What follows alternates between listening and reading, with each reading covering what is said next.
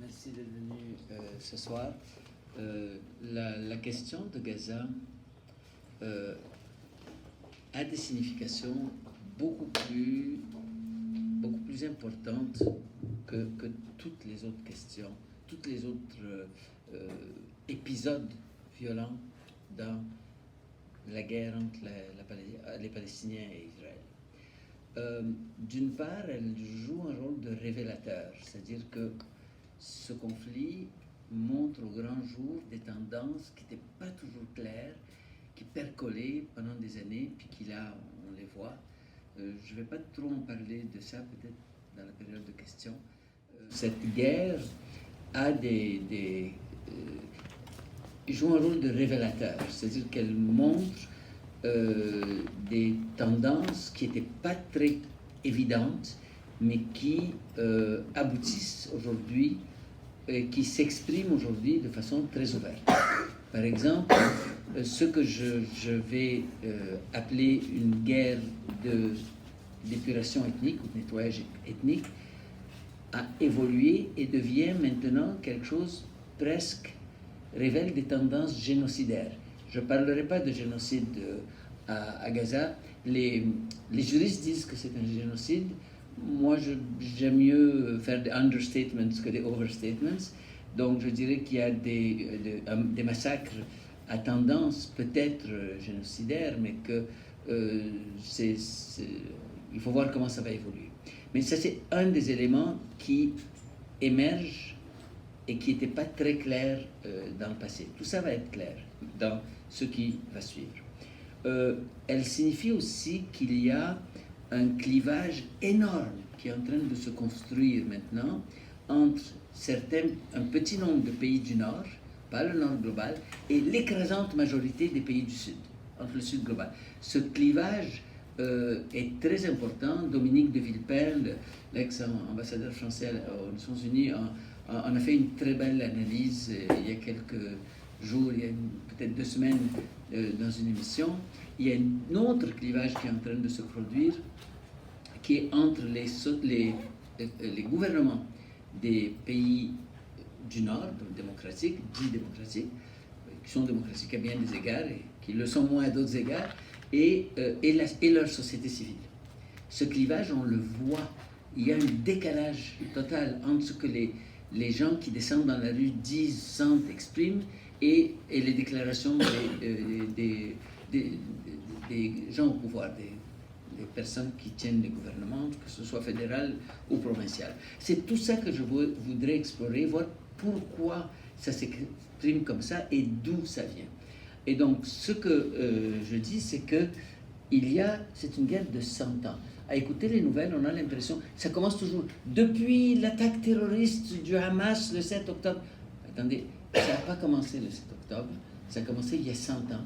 Et je veux dire, en fait, 101 ans exactement, et je vais dire pourquoi dans les minutes qui suivent. Donc, je vais beaucoup compter sur les cartes. Ça, c'est la Palestine telle qu'on la voit du ciel, la Palestine historique, avec la Méditerranée ici, la mer Morte qui a beaucoup rétréci depuis quelques années, et le Jourdain qui sépare la Palestine de la Jordanie. Et alors, qu'est-ce qui s'est passé durant ces 30 ans? Il y a eu une transformation politique et démographique majeure qui a eu lieu donc au courant du XXe siècle, et que plusieurs historiens, tels Ilan Pappé, qualifient de nettoyage ethnique. Et je crois qu'il a raison là-dessus, ce n'est pas un overstatement, et on va le voir pourquoi. En 1900, il y avait, la société palestinienne était composée d'Arabes qui s'appelaient les Arabes de Palestine. On appelait la région Palestine, mais il n'y avait pas d'État de Palestine, mais je vais dire pourquoi tantôt. Donc il y avait il y avait des villes, il y avait des citadins, des bourgeois, des commerçants qui étaient souvent propriétaires terriens, et il y avait des paysanneries, et ainsi qu'une composante bédouine, nomade, semi-nomade, semi-sédentarisée de la société palestinienne. Il y avait aussi quelques communautés juives arabes, mais il y avait aussi des juifs européens qui étaient là essentiellement pour des raisons religieuses. Alors, en gros, le territoire était organisé en provinces de l'Empire ottoman. Les structures étaient ottomanes. Toute la région était dominée par les Ottomans pendant 4 siècles avant. Et donc, 7% de la population était de confession juive. Entre 6 et 7%. Je parle autour du 19e siècle. Il y a des petites variantes.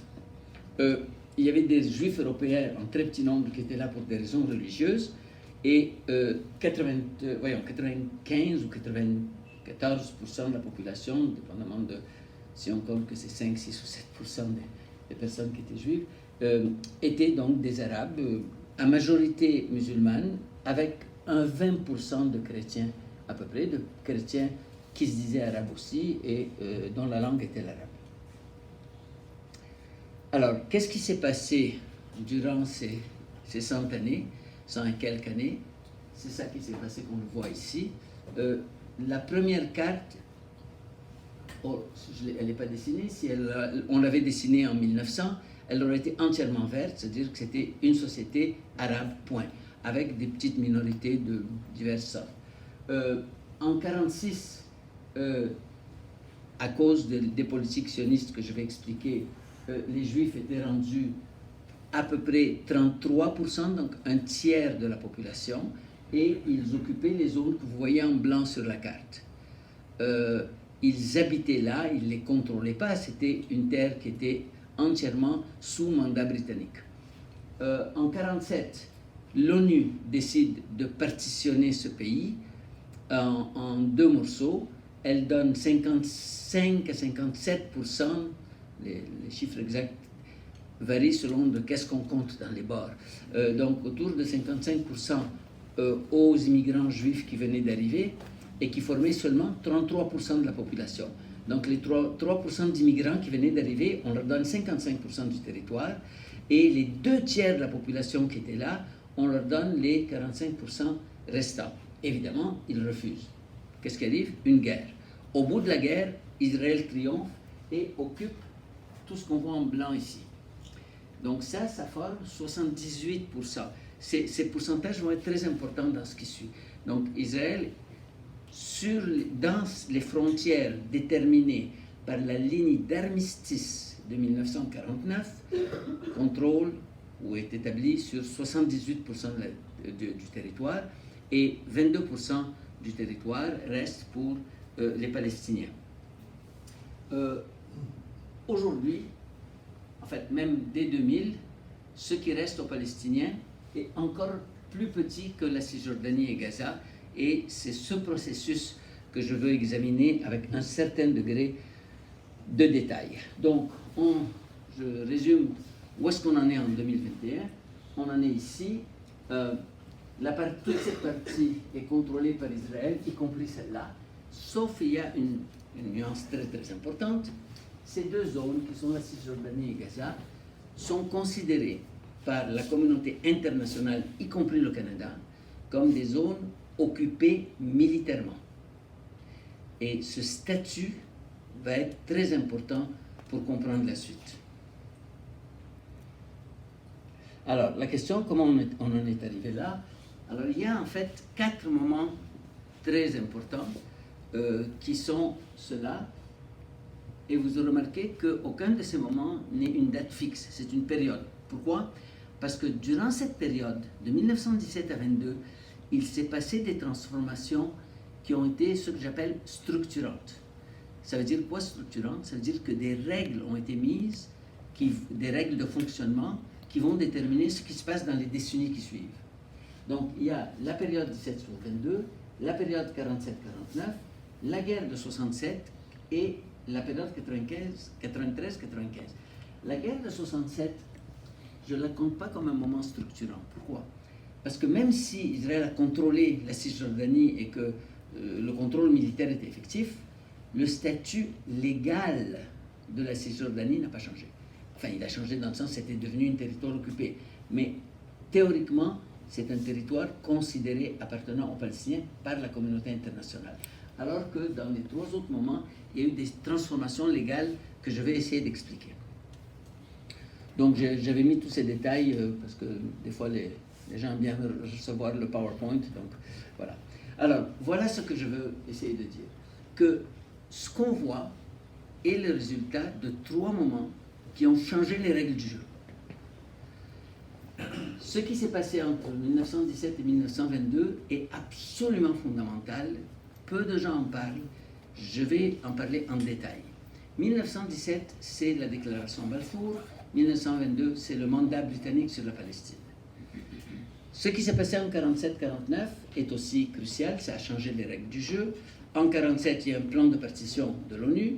En 48, Israël fonde l'État d'Israël, déclare la fondation de l'État d'Israël. Il y a une guerre. En 49, il y a une armistice. Et cette période, entre 47 et 49, voit des changements majeurs, dont l'expulsion de 3/4 des Palestiniens de leur foyer.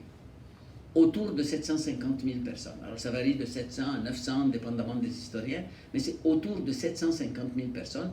Le 3/4 de la population palestinienne ont été chassés de leur foyer. 93, en fait 89, 93 ou bien même 93, 95, les dates changent. C'est parce que en 89, il y a la conférence de Madrid. En 93, la conférence d'Oslo, et en 95, une date qui est sur les autres diapos, il y a la partie 2 de la conférence d'Oslo, les accords de Wye River, qui, eux, vont permettre une transformation radicale dans les territoires. Et c'est tout ça que je veux examiner en détail. Donc, 22, quand je dis moment structurant, qu'est-ce que je veux dire? C'est que les règles de la prise du contrôle du territoire sont mises à ce moment-là. Donc, il y a des politiques d'implantation dans le territoire, il y a une migration massive, il y a une influence déterminante des mouvements sionistes dans l'administration coloniale. On achète quelques terres, pas beaucoup, 7%, mais on développe les infrastructures sous le contrôle d'institutions juives liées au mouvement sioniste. Et au bout de 25 ans, ce processus de prise de contrôle s'essouffle. Il arrive à une impasse. Pourquoi? Parce qu'il y a une résistance palestinienne de ce côté. La Grande-Bretagne, au bout de ces 25 ans, dit « je suis plus capable de gérer les choses » et elle dit à l'ONU « s'il vous plaît, résolvez le problème ». Alors, je vais examiner un peu en détail qu'est-ce qui s'est passé de 1917 à 1922.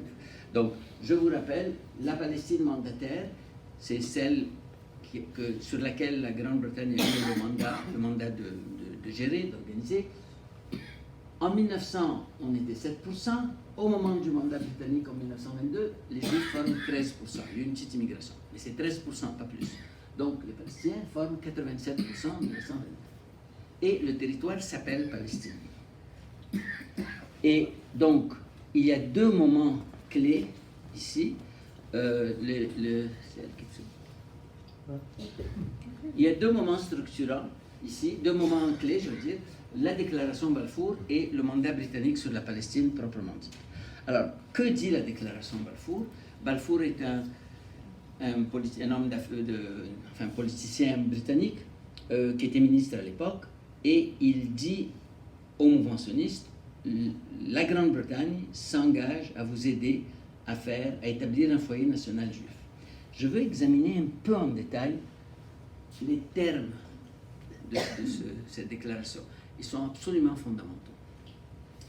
Le gouvernement de Sa Majesté envisage favorablement l'établissement en Palestine d'un foyer national pour le peuple juif. Bon. Emploiera tous ses efforts pour faciliter la réalisation de cet objectif, étant clairement entendu que rien ne sera fait qui puisse porter atteinte ni aux droits civiques et religieux des collectivités non juives existant en Palestine. Alors attendez, on va s'arrêter là. D'abord, l'acteur principal, c'est les communautés juives qui sont nommées, qui forment 13%. Les autres ne sont pas nommés, c'est les communautés non juives. On ne dit pas les Palestiniens, on ne dit pas les Arabes de Palestine, on dit les communautés non juives. Donc ils sont désignés par la négative. Deuxième chose, les droits qu'on va protéger sont lesquels? Civiques et religieux. Quel est le mot qui manque? Politique. Les droits politiques ne sont pas là. Tandis que pour les Juifs, c'est un foyer national pour le peuple juif, donc un objectif éminemment politique. Et de plus, il est ajouté que bon, rien ne sera fait propriétaire ni aux droits et au statut politique, le mot politique est mentionné ici, dont les Juifs jouissent dans tout autre pays. Donc, d'une part, on établit une entité éminemment politique en Palestine, on dit que les droits politiques des Juifs en Europe ne sont pas perdus, mais les droits politiques de la population locale, qui est la majorité, 87%, n'est même pas mentionné. Pourquoi Balfour n'est pas suffisant à lui tout seul? Parce que la déclaration Balfour n'a pas d'outils pour cette réalisation. Pendant 5 ans, le mouvement sioniste va négocier avec la Grande-Bretagne pour inclure la déclaration Balfour dans le mandat donné à la Grande-Bretagne sur la Palestine. Alors, ce mandat, qu'est-ce qu'il dit? D'abord, c'est quoi le système de mandat? Vous savez que pendant la Première Guerre mondiale, 1914 1918, l'Empire ottoman s'est effondré complètement.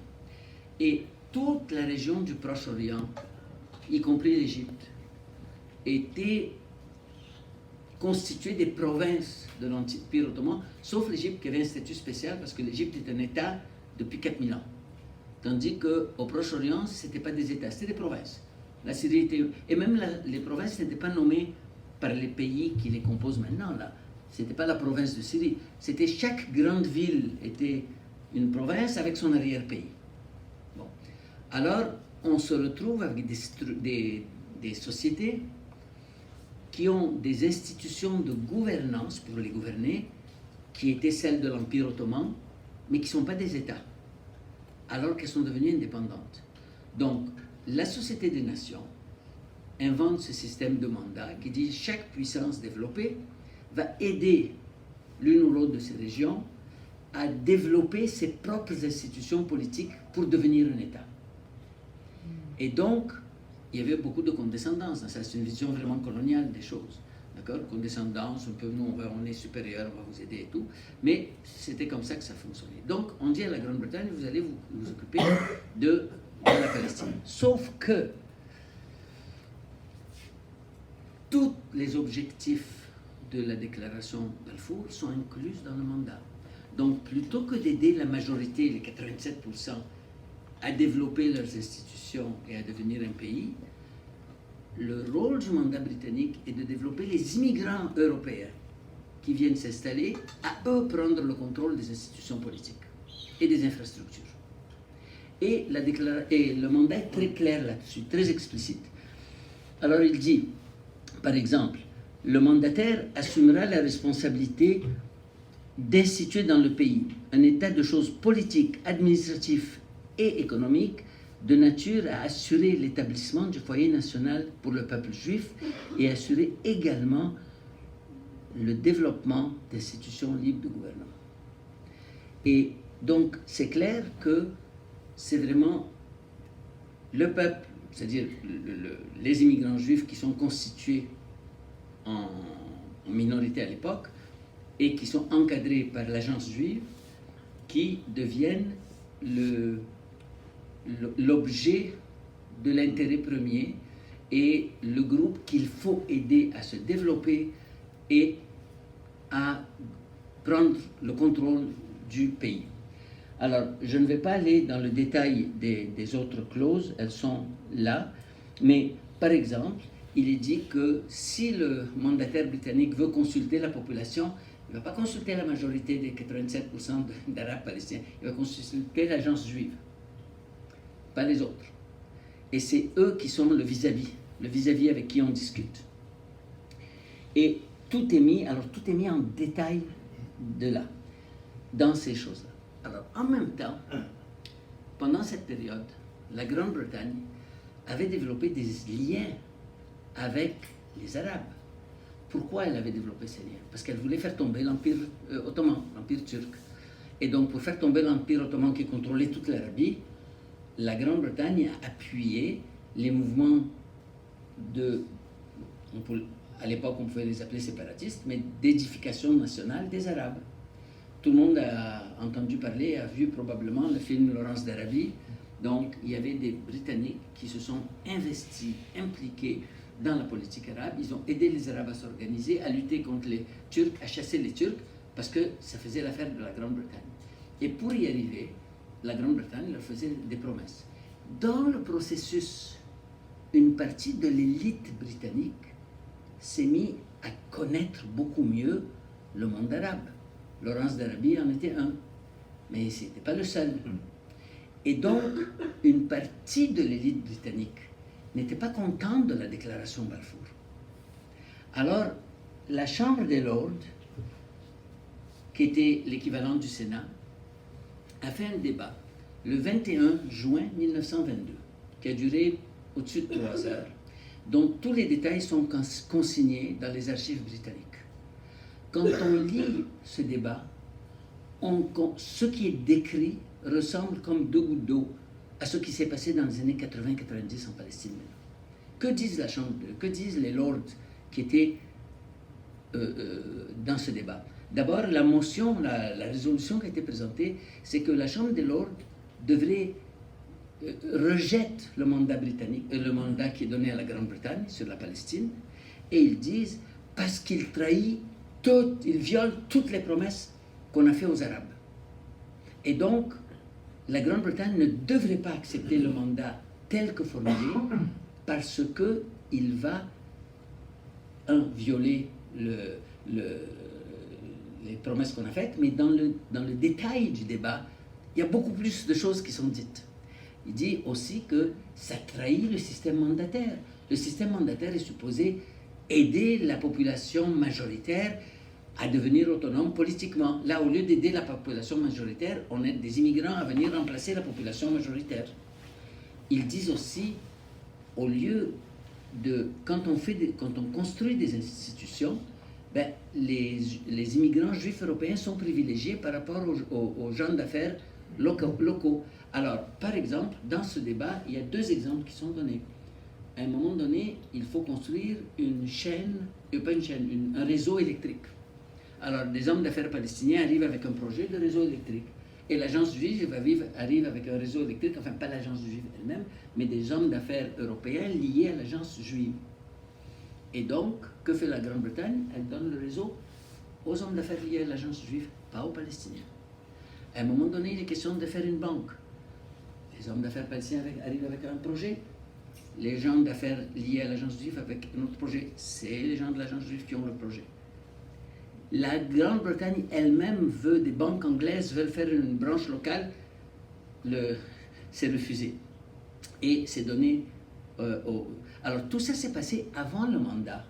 Parce que entre 1917 et le mandat de 1922, il y avait un gouverneur britannique, je pense que son titre officiel c'était le haut-commissaire, qui était Samuel Herbert, et qui lui était un sioniste convaincu, et donc qui utilise ces 5 ans à réaliser tout ce dont je vous parle. Les lords voient ça, ils le mentionnent dans le débat, et ils disent, mais ce mandat, il va permettre d'aller beaucoup plus loin dans cette direction, qui va priver les Palestiniens de leurs droits les plus élémentaires. Et quand vous le lisez, on a l'impression de lire un activiste palestinien des années 70 qui dénonce les politiques israéliennes en Cisjordanie. C'est le même type de logique, le même type de démarche visant à consolider la présence des institutions juives sionistes et marginaliser les institutions palestiniennes. Et donc, les lords arrivent à la conclusion qu'il faut rejeter le mandat et ils votent en majorité pour rejeter le mandat. Donc la Chambre des lords dit ce mandat donné à la Grande-Bretagne devrait le rejeter pour ces raisons et qui sont élaborées durant le débat. Et ils ont gain de cause, ça passe, cette résolution passe, ils disent on rejette le mandat. Sauf que le vote de la Chambre des lords n'était pas contraignant pour le Parlement. Et donc, 2 semaines après, Lord Balfour va au Parlement et fait adopter la motion inverse au Parlement. La Grande-Bretagne accepte le mandat et il met en place des choses. Et c'est ça qui explique que tous ces débats, tout le travail de préparation politique, alors pour les gens qui s'intéressent à l'histoire, cette période en 1917 et 1922 a vu un foisonnement de contacts politiques, de lobbying, de promesses, de deals qui sont faits pour amener l'inclusion de la déclaration Balfour dans le mandat et donner des moyens concrets, pratiques pour prendre le contrôle. Donc ça, c'est très important. À cette époque, cette région s'appelait la Palestine. Petit clin d'œil à l'article de Christian Rioux dans Le Devoir qui dit « Ah, les Palestiniens n'ont jamais existé avant, c'était juste un État juif. » Pardon, je disais, je fais un petit clin d'œil à l'article un peu très malhonnête de Christian Rioux où il disait que les Palestiniens n'ont jamais revendiqué la Palestine avant, c'est juste les Juifs qui en parlaient.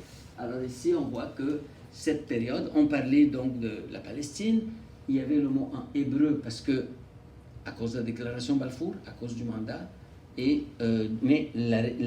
cette zone du monde était appelée la Palestine, pas autre chose.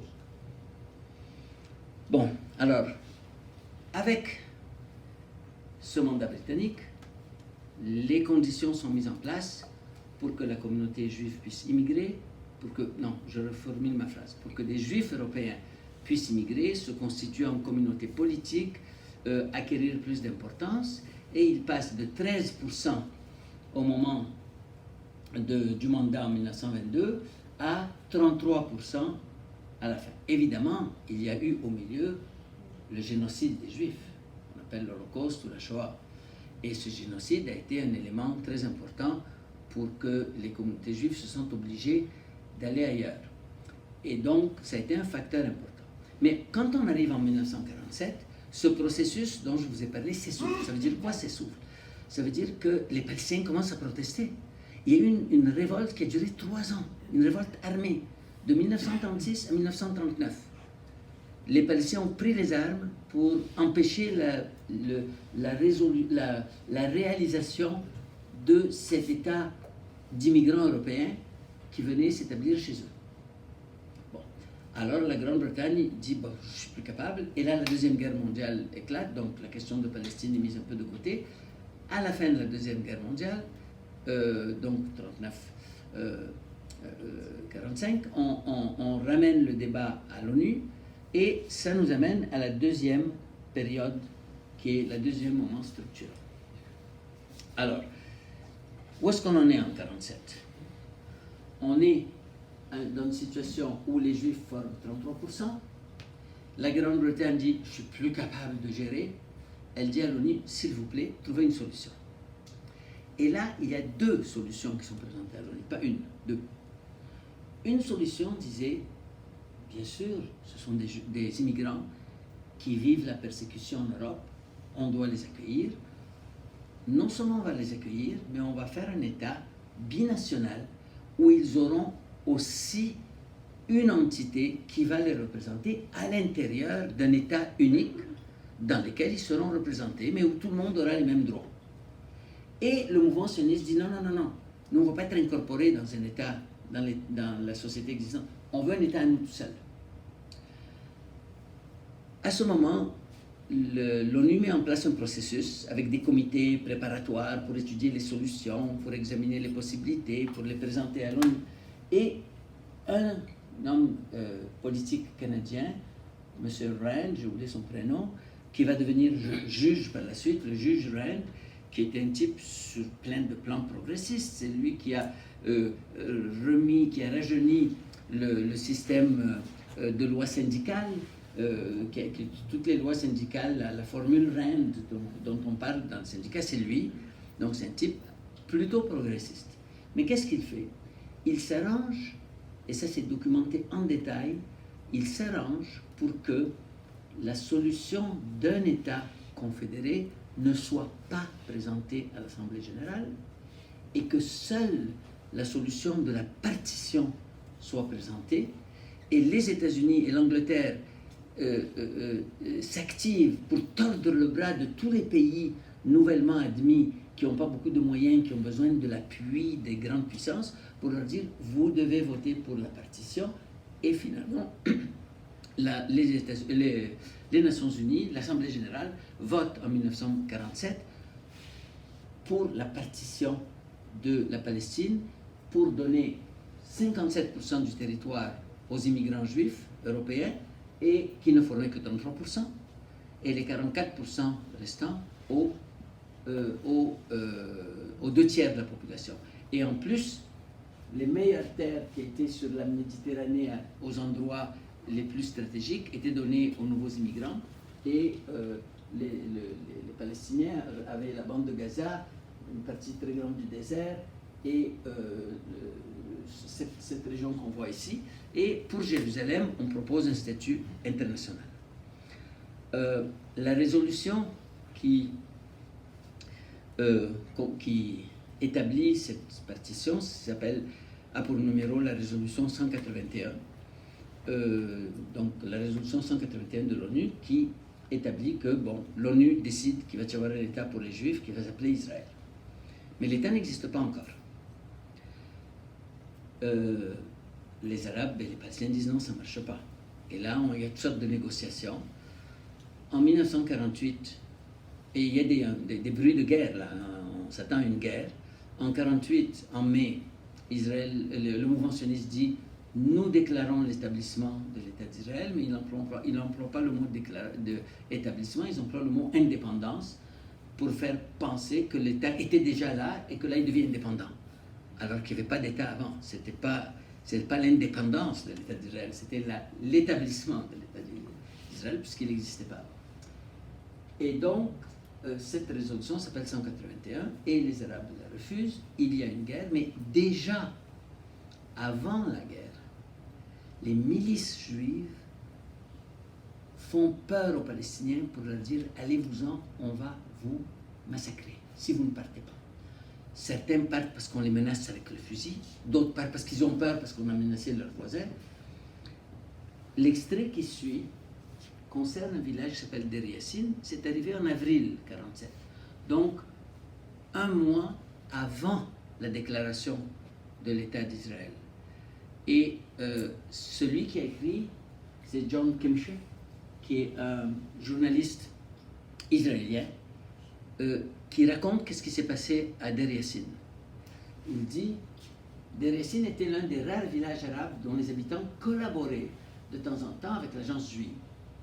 Le 9 avril 1948, un commando de l'Irgun et de la bande Stern, ces deux commandos juifs sionistes qui étaient les précurseurs de l'armée israélienne. Donc, un commando a attaqué les villages sans aucune raison apparente. Les assaillants n'ont jamais pu et ne pourront jamais justifier l'assassinat de 254 Arabes innocents, dont plus d'une centaine de femmes et d'enfants. Ça, c'est les milices sionistes juives, donc, qui ont fait ce massacre-là à Der Yassin. Et ça continue, il donne plein de détails. Donc, aux gens qui disent « Oh, le Hamas a fait quelque chose d'horrible le 7 », attendez, il y a beaucoup de précédents et ce n'est pas le seul. Il y a eu Kafr al-Qasim. Il y a eu un village qu'on ne connaissait pas jusqu'à récemment qui s'appelait Tantoura, dont l'histoire était mal connue. Un historien israélien, celui qui a écrit Le nettoyage ethnique de la Palestine, Ilan Papé, avait un étudiant qui s'appelait Teddy Katz. Teddy Katz a fait son mémoire de maîtrise sur le massacre de Tantoura. L'université n'a pas voulu l'accepter. Ils ont fait couler la maîtrise. Alors, il y a quelques détails dont je ne me souviens plus, parce que finalement, la maîtrise a été acceptée, mais je ne sais plus si c'est à l'université de Tel Aviv ou ailleurs. Mais 10 ans plus tard, les journaux israéliens confirment que tout ce que Teddy Katz avait dit dans son mémoire était vrai. Qu'il y a eu des massacres, qu'ils étaient non provoqués, que c'était des civils qui ont été tués, des femmes, des enfants entre autres, et des hommes aussi civils, et que le but était de vider le village. Donc, tout ça, ça a eu lieu avant l'armistice et avant même la déclaration de l'État d'Israël. 250 000 personnes avaient déjà quitté le territoire, soit sous la menace directe, soit sous la menace indirecte. Qu'est-ce qu'il y a eu en 1949 ? On se retrouve en 1949 avec cette ligne d'armistice que vous voyez, dont vous voyez les frontières ici. il y a un nouvel État qui s'appelle Israël, et là, il contrôle non plus 57% du territoire, mais 78% du territoire.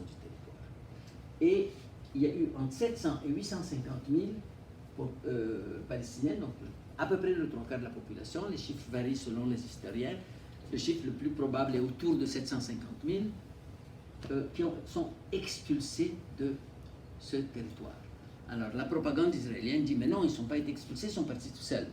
Même les historiens sionistes comme Benny Morris a pris le temps de faire un article qu'il a publié en disant j'ai vérifié les sources militaires, il y a bien eu des massacres, et il a donc documenté entre plein d'entre eux, et il a dit les ordres de tuer les civils sont venus des commandants de l'armée, et ce n'étaient pas des soldats qui sont devenus un peu plus énervés et qui ont tué spontanément des civils, que c'était une politique planifiée. Tout ça s'est documenté par les historiens israéliens non sionistes et sionistes aussi. Bon, alors, donc, ça c'est le détail de ce que je viens de vous dire. Et la tension reste vive comme ça depuis de 1949 à 1967. Qu'arrive-t-il dans cette période? Première chose qu'Israël fait, elle établit la loi des absents. Que dit la loi des absents? Si vous n'étiez pas dans votre maison le 15 mai 1948, quand on a déclaré l'État d'Israël, elle ne vous appartient plus la maison. Donc si vous étiez allé chez votre cousin qui habite le village d'à côté parce que vous aviez peur des tirs, votre maison est perdue, elle est donnée à des immigrants juifs. Si vous étiez parti comme réfugié, encore plus. Donc c'est la loi des absents. Et une autre politique qui dit, qui est celle de la nationalité, qui dit les juifs du monde entier peuvent venir s'installer et avoir tout de suite la nationalité israélienne, mais les Palestiniens qui ont été expulsés et qui théoriquement, en fonction de la résolution 194 de l'ONU, qui a passé à peu près en même temps enfin après 181, après la guerre, après 1949, donc ces Palestiniens devaient pouvoir retourner chez eux. Ils n'étaient pas partis pour toujours, ils étaient partis pour fuir la guerre.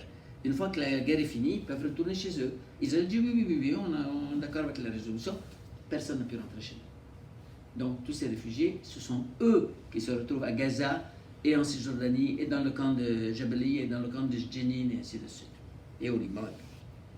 Bon, alors ce qu'Israël fait aussi, c'est qu'elle entreprend d'effacer de la carte 450 villages palestiniens. On les rase, on change les noms, on détruit les buildings, on enlève toutes les plaques des rues, on met des noms hébreux. Et qui a documenté tout ça? L'Organisation israélienne des droits de l'homme, fondée par un professeur juif israélien, Israël Shahak, qui était professeur de chimie à l'Université hébraïque de Jérusalem, qui lui croyait aux droits humains pour vrai. Et donc il a dit, voilà ce qui s'est passé. Nous avons voulu effacer de la carte 450 villages, et on les a effacés effectivement. Et donc, les Palestiniens ne sont pas encore organisés ni en OLP, encore moins en Hamas, et de temps en temps, il y a des petites guérillas, il y a des tensions tout le long, et finalement, ça aboutit à la guerre de 67. Je vais pas aller dans les détails de la guerre de 67, mais je veux parler juste de son résultat, et de la différence entre ce résultat et celui de 49. Au bout de la guerre de 67, Israël a gagné, avec évidemment l'aide des Américains, des Européens et tout, et ils ont pu prendre le contrôle de la bande de Gaza, de la Cisjordanie, du Sinaï et des hauteurs du Golan. Et en prenant le contrôle de la Cisjordanie, ils ont pris le contrôle de la partie est de Jérusalem aussi. Alors, l'Égypte a réussi à négocier le retrait d'Israël du Sinaï, mais il est resté comme occupation, bande de Gaza, Cisjordanie, Golan et Jérusalem-Est étant une partie de la Cisjordanie. Alors, quelle est la différence entre cette guerre-là et la précédente? Entre les deux, l'autre a eu lieu en 48-49. Entre les deux, l'ONU a mis en place des instruments de droit international pour éviter la Deuxième Guerre. ces instruments incluaient un principe qui se retrouve dans plusieurs documents qui se lit ainsi, l'interdiction de l'annexion de territoire par la force militaire. Ça veut dire, si un pays veut annexer un territoire parce que pour X raisons, il doit négocier avec les gens qui l'habitent. Il ne peut pas l'annexer unilatéralement. Et un autre principe, c'est la 4e Convention de Genève, qui dit que quand une puissance militaire occupe un territoire, elle est responsable du bien-être de la population civile. Elle doit s'occuper de la santé, puisqu'elle occupe, elle a détruit le gouvernement. Donc elle doit s'occuper de la santé, des écoles, des transports, de tout ce qui est sanitaire, même développement économique, et surtout, elle n'a pas le droit d'expulser la population et elle n'a pas le droit de mettre sa propre population dans les territoires occupés. Interdiction. Et ça, c'est la différence avec les territoires occupés en 48-49. Parce qu'Israël n'a pas le droit de changer le statut des territoires occupés. Alors, depuis 67, calculez, ça fait combien d'années? Ça fait 56 ans. Depuis 56 ans, Israël occupe le territoire de la Cisjordanie et de Gaza, mais elle ne peut pas les annexer. Elle est mal prise. Elle veut les annexer, mais elle ne peut pas les annexer légalement. Si elle les annexe, les pays étrangers vont dire, vous n'avez pas le droit. Ils ne vont pas dire ça trop fort. Ils vont juste dire, vous n'avez pas le droit. Bon, alors, qu'est-ce qui arrive? Première chose qu'Israël fait, c'est qu'elle veut annexer Jérusalem-Est, et en faire sa capitale. Mais avant d'annexer Jérusalem-Est, qu'est-ce qu'elle fait? Jérusalem-Est, qui est la Jérusalem arabe où il y a tous les trucs, tous les monuments historiques, religieux, Jérusalem-Est que tout le monde connaît, ça fait 6 km². Israël élargit les frontières municipales à tout ce que vous voyez ici, qui forme 71 km². Donc la Jérusalem-Est passe de 6 km à 71 km. Elle dit, bah, ça c'est un changement municipal. Et après, petit à petit, elle fait comme si c'était elle l'avait annexé, sans l'annexer formellement. Et c'est en 1980 qu'elle l'annexe formellement. Dans les recherches que j'avais faites autour de cet événement, j'étais tombé sur une déclaration de George Bush le père, pas le... je ne vais pas le qualifier, George Bush le père, qui était ambassadeur à l'ONU à ce moment, et qui en 71 fait une déclaration assez étonnante quand on la lit maintenant. Il dit, ce qu'Israël est en train de faire à Jérusalem est contraire au droit international, c'est contraire à nos intérêts, c'est contraire à la paix. Nous le rejetons totalement. Israël n'a pas le droit de faire à Jérusalem-Est ce qu'elle est en train de faire. Ça, c'est George Bush le père qui le dit. J'ai pas la citation exacte, je l'ai dans un de mes papiers, mais je ne l'ai pas ici. Et donc, on est bloqué parce qu'Israël n'arrive pas à s'approprier ses territoires. Et à l'époque, juste après 73, Menachem Begin, qui venait du mouvement de l'extrême droite israélienne et qui était devenu Premier ministre, dit, ah oui, on n'a pas le droit d'annexer la terre, ok. On va pas annexer le peuple. On va annexer la terre sans annexer le peuple. Ça veut dire quoi ça? Ça veut dire on va faire comme si la terre nous appartenait. On va faire des colonies, on va la développer, on va utiliser l'eau, mais on ne va pas donner la citoyenneté aux Palestiniens. Et c'est ça qu'il a formulé sous le slogan « Annexons la terre, mais pas le peuple ». Et c'est là qu'arrive le troisième moment structurel. Au bout d'années de guérilla, négociations, rien ne bouge,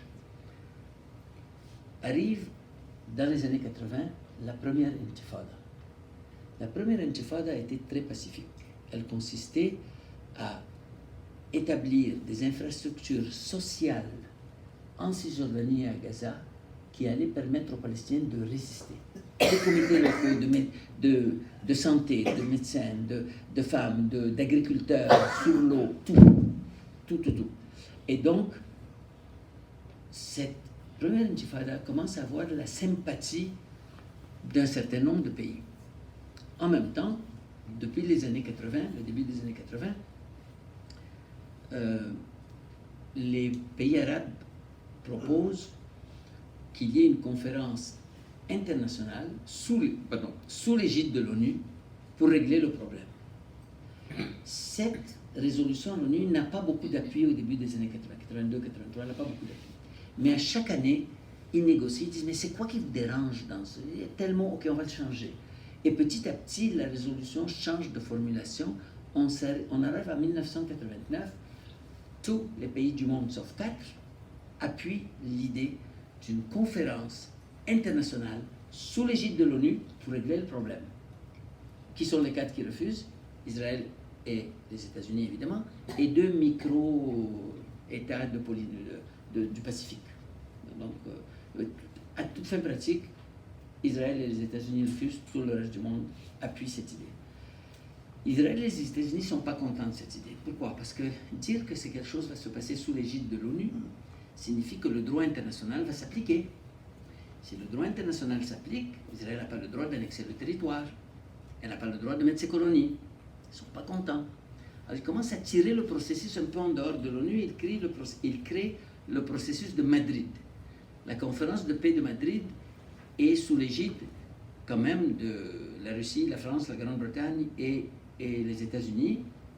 Donc c'est en dehors de l'ONU, mais quand même, l'Union soviétique n'est plus l'Union soviétique en 91, c'est la Russie. Et on ne permet pas aux Palestiniens de participer à cette discussion sur leur avenir. Ils doivent arriver dans le cadre de la délégation jordanienne. Mais on ne leur permet pas de parler en tant que Palestiniens. Bon. Et à ce moment, une figure connue comme Hanan Ashraoui, elle émerge parce que ses discours sont extraordinaires et il travaille à établir certains droits. Mais ça ne plaît toujours pas aux États-Unis et à Israël parce que l'influence de la France, la Grande-Bretagne, la Russie, c'est comme amène un certain, tempère un peu les excès israéliens. Alors qu'est-ce qu'ils font? Ils proposent Oslo. Oslo, c'est quoi? Négociation bilatérale Israël-Palestine. Complètement dehors des Nations Unies. Ça veut dire quoi ça? Ça veut dire que le droit international n'est plus la référence pour la solution. La référence pour la solution, c'est le rapport de force brute. Or, Israël est tellement plus fort que c'est sûr que ça va aller dans le sens israélien.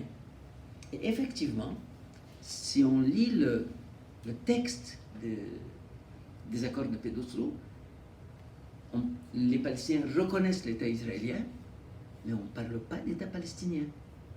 On parle juste de l'OLP. Israël va reconnaître l'OLP. Elle ne va pas reconnaître un État palestinien, elle va reconnaître une structure. Et elle va négocier avec cette structure. Et on dit on va se donner 5 ans pour négocier un accord final qui va résoudre le problème pour vrai, pour de bon, entre Israël et la structure qui est l'OLP, alors qu'Israël est un État. Donc, on ne reconnaît pas d'État palestinien, ni même comme futur, ni même comme objectif, mais Israël a la reconnaissance des Palestiniens.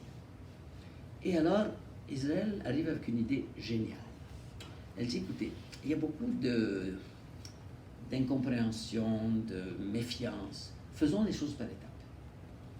On va redonner aux Palestiniens le contrôle, petit bout par petit bout.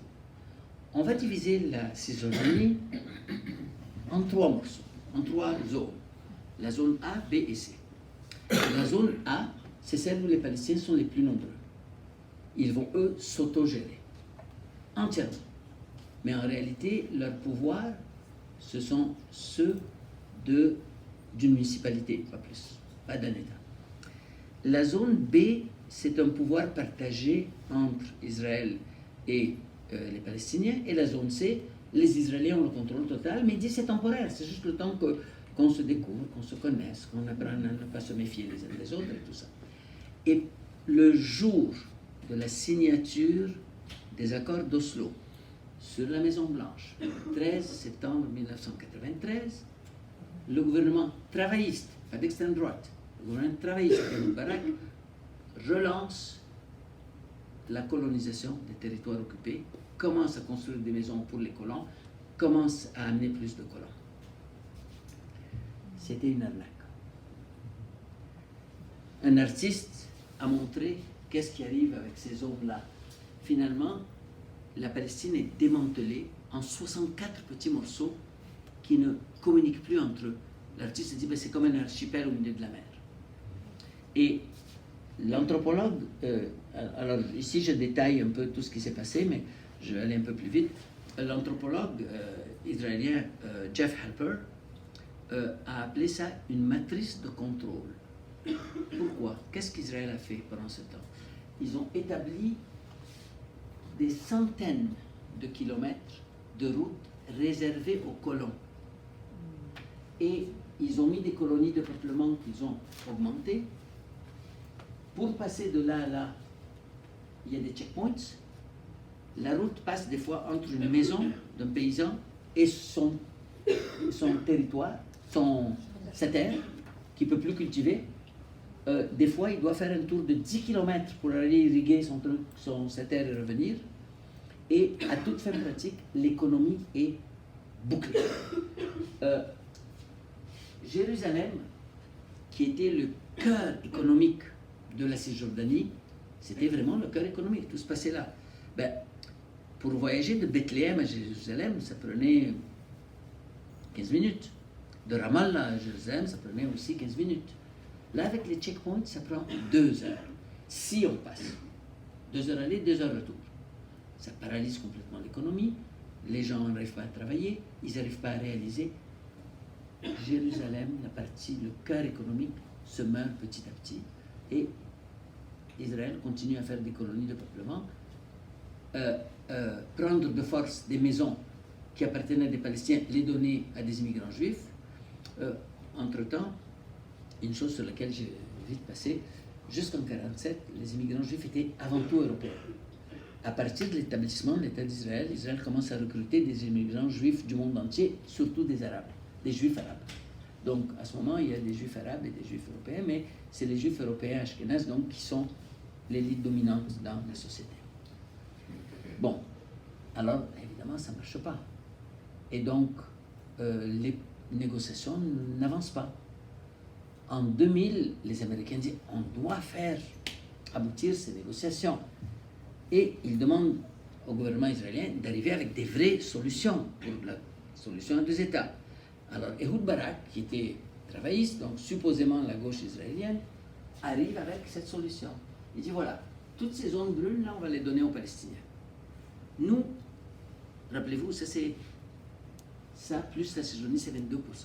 Donc, ils veulent garder des 22%, toute la partie autour de Jérusalem, la partie autour de Tel Aviv, tout ce qui relie les colonies, la vallée du Jourdain, et dit voici mon plan de paix. Les Palestiniens disent attendez là, on s'est déjà entendu que vous allez garder 78% du territoire et vous allez nous donner les 22%.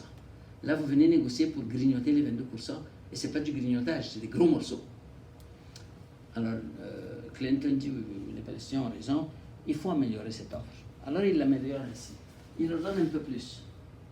Mais il garde tout Jérusalem avec la partie qui a été étendue à Israël, le sud autour, près de Bethléem, toute la région de Qalqilia, toute la région proche de Tel Aviv, ainsi que des privilèges spéciaux aux colons dans la vallée du Jourdain. Évidemment, les Palestiniens disent non, ça ne marche pas. On s'est entendu que vous gardiez 78%. La solution à 2 États, c'est que vous prenez les 78%, nous les avons perdus, nous reconnaissons, fini, c'est à vous, mais les 22%, c'est à nous. Il a dit non, on veut ce petit bout et ce petit bout et ce petit bout. Et quand ils disent au Canada, mais attendez, là, on est en train de violer le droit international et la Convention de Genève, le Canada dit, taisez-vous parce que vous perturbez le processus de paix. Je n'exagère pas. Il y a eu une demande formelle des Palestiniens de réunir les hautes parties contractantes de la Convention de Genève pour dire, s'il vous plaît, hautes parties contractantes de la Convention de Genève, prononcez-vous sur ce qui se passe. le Canada a tout fait pour boycotter la réunion, qui s'est terminée au bout de 15 minutes. Elle a été ajournée au bout de 15 minutes, sous prétexte qu'il y a un processus de paix. Si on revendique des droits comme ça va perturber le processus de paix. Alors, le temps ayant beaucoup passé, Nazar, excuse-moi, je ne sais pas où ce que tu es, je vais prendre encore quelques minutes. Non, et puis, continuez, c'est tellement intéressant. Bon, alors s'il n'y a pas de protestation, je continue quelques minutes. Il nous restera assez de temps pour les questions et la discussion. Donc, entre-temps, les gens qui ne sont pas contents disent on négocie pacifiquement, on n'obtient rien. Alors on va faire des petites pressions militaires, ils font des attentats suicides et des attentats pas suicides, ce qu'on appelle du terrorisme. Ils font de la résistance violente et des fois ils ciblent les civils. Alors Israël dit, nous on va se protéger, on va faire un mur qui va séparer la Cisjordanie de Israël. Sauf que le mur, il ne sépare pas la Cisjordanie d'Israël, il rentre dans la Cisjordanie et il isole 7% du territoire de la Cisjordanie qui est maintenant de ce côté du mur et auquel les Palestiniens n'ont plus accès. Et donc c'est une façon d'annexer de fait sans déclarer l'annexion. Les Palestiniens s'adressent à la Cour internationale de justice, disent écoutez, ce mur il n'est pas correct. Là, tous les pays européens, y compris le Canada, disent non, il ne faut pas aller là. La Cour internationale de justice va perturber le processus de paix, il faut négocier. Ça, c'est le mur. Donc, les groupes israéliens, eux, pour la paix, il y a des groupes israéliens pour la paix comme Gush Shalom, Magazine 972, le Alternative Information Center de Michel Warszawski, B'Tselem, qui documente tout ça, produit des cartes comme ça, dit écoutez, regardez ce qu'Israël veut faire. Ils veulent prendre l'essentiel, pas juste les petits bouts. Le plan du mur, ça là, c'est le plan qu'Israël a fait du mur. Ils ont dit on va faire le mur comme ça, mais ensuite on va isoler toute la partie proche de la Jordanie pour les colons et on va laisser aux Palestiniens juste ce petit bout. Donc même pas les 22%, peut-être 10, 12, 13%. Bon, alors le mur, voilà à quoi il ressemble. C'est une structure immense qui coupe le territoire en deux. Et vous savez, le mur, c'est pas juste un mur. Il y a 30 mètres à gauche, 30 mètres à droite, de caméras de barbelés, d'interdiction de planter, on rase les arbres, on rase les oliviers. Et pendant ce temps, les colons, eux, font des raids sur les villages palestiniens de façon constante. Ils tuent des Palestiniens, ils brûlent des oliviers. Des fois, ils ne brûlent pas les oliviers. Ils viennent à la saison de la récolte, ils chassent les Palestiniens, ils récoltent les olives et ils s'en vont. Dans certaines zones comme Qalqiya, le mur fait, ça c'est palestinien, le mur il fait comme ça. Il englobe 2 colonies de peuplement israéliennes illégales. Et donc le Palestinien qui habite là et qui veut aller sur sa terre va faire tout le tour comme ça pour aller à sa terre. Donc, tout ça c'est des détails concernant le mur. Avec des confiscations. Des fois, les confiscations sont épinglées aux arbres juste en hébreu. Des destructions de maisons. Ils arrivent, quelqu'un a bâti sa maison sur son propre territoire qui lui appartient, un terrain qu'il a acheté légalement là. Mais il a demandé une permission à l'autorité militaire israélienne.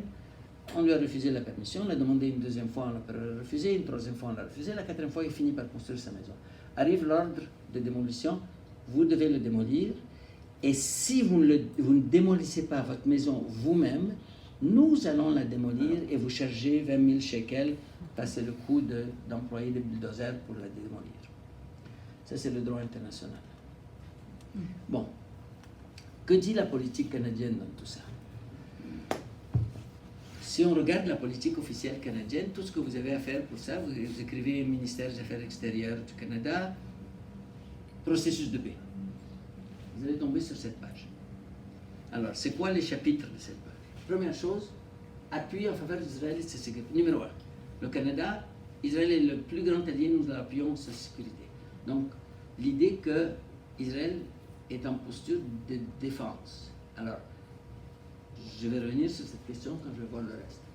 soutien aux Palestiniens. C'est pas symétrique. Un soutien aux Palestiniens, c'est-à-dire on va aider les Palestiniens à faire leur État, mais on ne dit pas sur quel territoire. Donc quand Israël dit nous on va garder des bouts de la Cisjordanie, Israël dit mais voilà, il y a un plan de paix, arrêtez de vous plaindre. Bon. Appui en faveur d'un règlement de paix global. Je vais regarder ça en détail. Mais il y a deux choses intéressantes.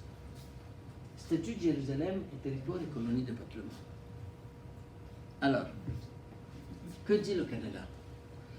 Le Canada, alors ça c'est la version d'aujourd'hui que j'ai téléchargée aujourd'hui. Je télécharge cette version régulièrement chaque quelques années. La version de 2000 ou de 2005 ne disait pas ne reconnaît pas le contrôle permanent. Elle disait le contrôle permanent d'Israël est illégal. Ils ont enlevé le mot illégal. Alors je ne suis pas absolument certain de ces détails-là parce que je dois revenir et trouver les anciennes versions. Mais avant, elles étaient beaucoup plus claires. Ici, il dit, bon, on ne reconnaît pas le contrôle permanent exercé par Israël sur les territoires occupés en 1967. C'est déjà pas mal. La 4e convention de Genève s'applique. Ah, ça c'est bien. Parce que la 4e convention de Genève signifie qu'Israël n'a pas le droit d'installer ses colons en Cisjordanie. Elle dit que ça s'applique et définit les obligations d'Israël, en particulier le traitement humanitaire. Et là, il ne réfère pas à la 4e convention de Genève, il réfère au Conseil de sécurité. Les colonies de peuplement israélien dans les territoires occupés sont contraires à la 4e convention de Genève. Dans des versions précédentes, si ma mémoire est bonne, je dois aller vérifier, parce que ma mémoire n'est pas nécessairement bonne, j'ai souvenir que ça disait que les colonies de peuplement sont illégales. Je ne suis pas certain de ça. Je n'ai pas eu le temps d'aller vérifier les vieilles versions parce qu'on ne les trouve pas sur leur site. Je dois aller chercher dans mon ordinateur. Donc, les colonies sont contraires à la 4e convention. C'est une façon de dire qu'elles sont illégales, sans employer le mot illégal. Et en outre, c'est un obstacle à la paix. Concernant Jérusalem, le Canada ne reconnaît pas l'annexion unilatérale israélienne de Jérusalem. Bon. Que veut dire toutes ces choses prises ensemble?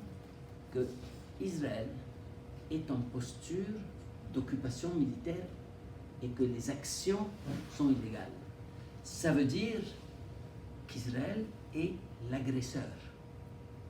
Israël ne peut pas être en légitime défense quand il est en posture d'occupation et que les actes dans cette occupation sont illégaux. Alors quand on dit aujourd'hui Israël ne fait que se défendre, non. Israël défend l'occupation. Elle défend quelque chose d'illégal. Elle ne défend pas son existence.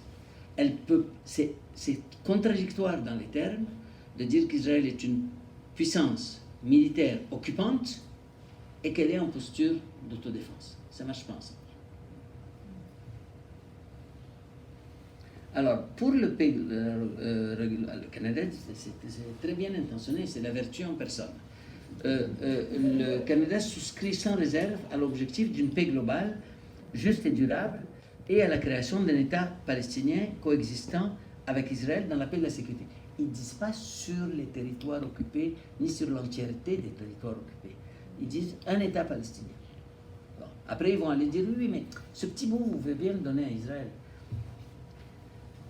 La déclaration de principe d'Israël et de l'Organisation de libération de la Palestine. Donc là encore, on remarque que les accords d'Oslo, ce n'est pas entre deux États, c'est entre un État dont la légitimité est reconnue et une structure politique qui n'est pas reconnue comme constituant un État. C'est pour ça que les journalistes de Radio-Canada ont comme directive très claire, quand ils font des bulletins de nouvelles, de ne pas référer à la Palestine parce que la Palestine n'est pas un État. 30 ans après Oslo, la Palestine n'est pas un État. Ils n'ont pas le droit de dire la Palestine. Ils doivent dire l'autorité palestinienne. Alors, les invités qu'ils invitent, les experts peuvent dire Palestine, mais les journalistes n'ont pas le droit de le dire. En gros, ce que ça signifie ici, c'est que nous reconnaissons les principes du droit international, mais en bout de compte, on va laisser le rapport de force brute déterminer qu'est-ce qui va sortir. Alors, c'est tout ça que je voulais rappeler, quand on arrive au 7 octobre, la violence du 7 octobre, c'est le résultat de ces impasses. J'ai écouté, je vais arrêter dans 2 minutes là, j'ai écouté une entrevue de Mustafa al-Barghouti, qui est une des personnes qu'on avait fait venir à Montréal dans les années 80, là, quand on travaillait à renforcer les sociétés civiles, et qui est ministre maintenant. Il disait, toutes les forces politiques palestiniennes qui ont pris une posture pacifique, sans violence, ont été ridiculisées et n'ont rien obtenu. Rien obtenu. Alors, non seulement Hamas dit, écoutez, ça fait 56 ans qu'on est occupé, ça fait 30 ans qu'il y a un processus de paix, il n'y a toujours pas de paix, ça fait 17 ans qu'on vit sous un blocus total, ou presque total, ce qui passe c'est le minimum du minimum, et il n'y a pas de solution. Alors, on recourt à la violence pour dire, voilà, on veut quelque chose. Et là, on dit, oui, mais vous êtes des terroristes. Alors, pour relativiser ça, je veux examiner la violence avant octobre. J'ai des correspondants à Gaza. À chaque semaine, je reçois des messages comme ça, en direct de Gaza. Ça, c'est Ziad Meddour, qui heureusement est encore vivant aux dernières nouvelles, là, à Gaza. 10 raids israéliens, bombardement intensif sur la bande de Gaza ce samedi 26 décembre. 2 blessés, plusieurs structures endommagées. Et ainsi de suite. Ces images, je les reçois presque à chaque semaine, à Gaza, de bombes israéliennes. Après, on dit, tout a commencé le 7 octobre. Attendez, ça, c'est avant le 7 octobre. Des jeunes qui se sont tués. Vous saviez, on a beaucoup parlé des otages. Il y a une empathie dans les journaux pour les otages israéliens. Après, on va les échanger contre des prisonniers palestiniens. Qui sont les prisonniers palestiniens? Vous savez combien il y en a? 7000. Dont plusieurs milliers d'enfants, de femmes, qui sont emprisonnés pour des années sans accusation et sans jugement. Ils sont pris dans des prisons.